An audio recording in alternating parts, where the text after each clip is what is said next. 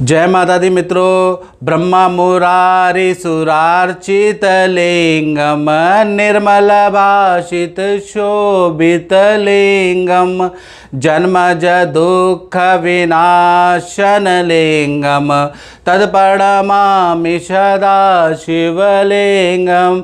ओम नमः शिवाय, ओम नमः शिवाय, ओम नमः शिवाय, ओम नमः शिवाय। जय माता दी मित्रों। आज इस कार्यक्रम में हम चर्चा करेंगे कि शिवरात्रि कब है।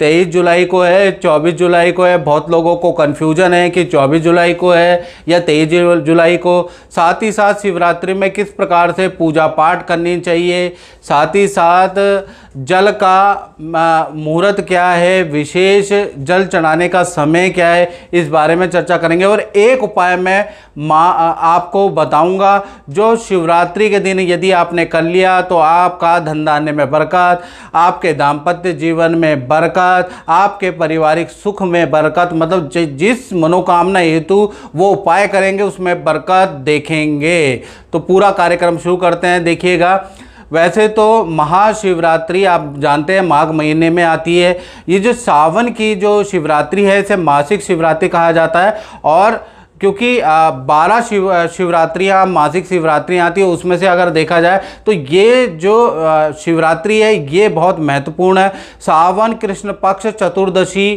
को मासिक शिवरात्रि आती है और इसका फल महाशिवरात्रि के बराबर ही होता है। ऐसे में क्या है कि कांवड़िए जो हरिद्वार से जल लेके आते हैं वो शिवलिंग पर चढ़ाते हैं उस दिन।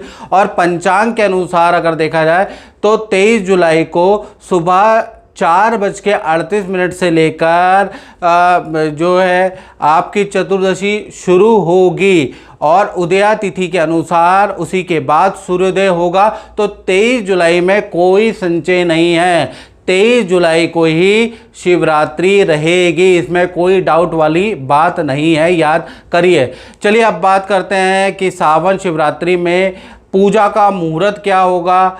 और पहला मुहूर्त अगर हम देखें तो निशित काल का जो मुहूर्त है वो रात्रि के 12:25 से लेकर और रात्रि के 1:08 तक ये निशित मुहूर्त है। इसमें पूजा साधना आप कर सकते हैं। चारों पहर की पूजा भी की जाती। तो पहला पहर की पूजा शाम को 7:26 से लेकर और 10:06 के बीच में रात्रि में करी जा सकती है। ये प्रथम पहर है। द्वितीय पहर के बारे में बात करें तो रात के 10:06 के बाद से 12:46 के बीच में द्वितीय पहर है 23 जुलाई को। तीसरे पहर के बारे में बात करें तो वो 24 तारीख हो जाएगी। तो कहीं ना कहीं रात्रि के समय पे 12:46 से लेकर और 3:27 तक आप जो है तीसरे पहर की पूजा कर सकते हैं। चतुर्थ पहर के बारे में बात करें तो चौथा पहर है 24 जुलाई हो जाएगी। उस दिन 24 जुलाई को सुबह 3:27 से लेकर और कहीं ना कहीं सुबह 6:07 तक चौथे पहर की आप पूजा कर सकते हैं। अब ये चारों पहर की पूजा रुद्राभिषेक के लिए, नमक चमक के पाठ के लिए अति श्रेष्ठकर होती है। ये ब्राह्मणों द्वारा चारों पहर की पूजाएं कराना श्रेष्ठकर होता है। किसी मनोकामना महत्वाकांक्षा के निमित्त चारों पहर में क्या मुहूर्त है उसमें पूजा पाठ करनी चाहिए। अब सामान्य लोग क्या करें, ये तो चारों पहर की पूजा हो गई। तो सामान्य लोगों के लिए जलाभिषेक और पूजा का समय मैं बताता हूँ। तो जलाभिषेक और पूजा का जो समय है, जो सामान्य है, जो रुद्राभिषेक या नमक चमक का पाठ नहीं कराना चाहता उनके लिए 23 जुलाई 2025 को सुबह 4:15 से लेकर और करीबन 5 बजे तक यानी 4:56 तक का मुहूर्त है पूजा का पहला। दूसरा अगर देखा जाए तो सुबह 8:32 से लेकर सुबह 10:02 तक का मुहूर्त है। इसमें आप पूजा पाठ शिवालय जा सकते हैं और शिव जी को जल चढ़ा सकते हैं। तीसरा अगर देखा जाए तो दोपहर में 3:25 से शाम को 6:08 तक आप पे पूरा मुहूर्त है। इस समय पे शिवालय जाए, जल चढ़ाए, शिव जी की पूजा करें। तो इस तरह से आप पूजा कर सकते हैं। आप शिवरात्रि के दिन पूजा इत्यादि क्या करनी है, सुबह प्रातः जल्दी उठ जाना है, याद रखिएगा, और अपने मंदिर की सफाई करनी है, स्नान करना है, शुद्ध गंगा जल थोड़ा बाल्टी में डाल के उससे स्नान कर लीजिएगा। उसके बाद स्नान आदि के कार्य से निवृत्त होके आपको ये शिव जी की पूजा घर में नहीं करनी है, शिवालय जरूर जाना है उस दिन। तो शिवालय जाकर शिवलिंग पे आपको क्या करना है, दूध चढ़ाना है ओम नमः शिवाय बोल के, दही चढ़ाना ओम नमः शिवाय बोल के, घी चढ़ाना ओम नमः शिवाय बोलकर, शहद चढ़ाना ओम नमः शिवाय बोल के, और वहाँ पर एक दीपक भी जला ले और शिव जी को कमल का पुष्प, सफ़ेद पुष्प, ये इस प्रकार के पुष्प आपको चढ़ाने हैं ओम नमः शिवाय बोलकर, याद रखिएगा।